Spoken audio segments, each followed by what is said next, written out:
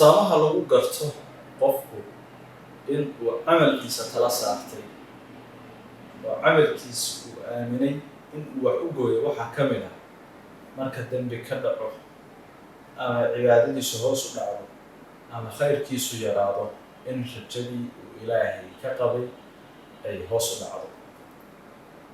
qof walba oo naga mid ah marka uu cibaadaysto, markuu quraan akhristo, markuu sadaqo bixiyo, waxaa laga yaabaa inuu isku qanciyo qof wanaagsan baad tahay, qof khayr qabaad tahay, jannadaa galaysaa, ilaahay waa kuu dambi dhaafayaa, xaaladaada waa wanaagsan tahay.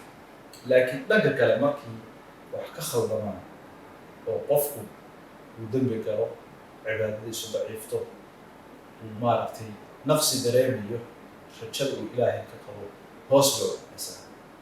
haddii xaalku sidaa yahay, waxa ay caddayn u tahay in qofku uusan ilaahay ku kalsoonayn ee uu ku kalsoon yahay dadaalka iyo cibaadada iyo shaqada uu samaynayo.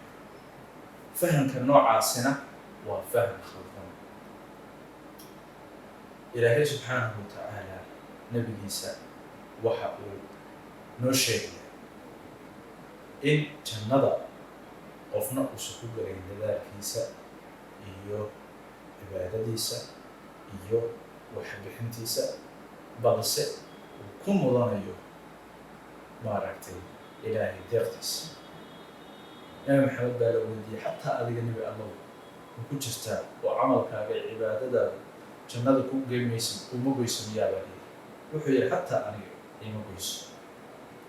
haddaba haddii nabi maxamed sal allahu alay wasalam oo dembigiisii hore kii dambaysa kiisii dambe wada dhaafay uu sidaa leeyahay, annagu xaggee joognaa? waxaa inagu waajiba mar walba in tala saarashadeenna iyo kalsoonideenna ay ahaato mid ku xiran alle si kastoo xaalkeedu yahay.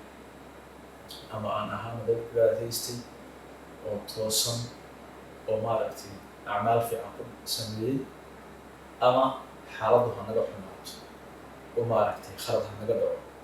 mar walba ha ahaato halka rajadeedu ay ku tiirsan tahay alle subxaanahu wa tacaala.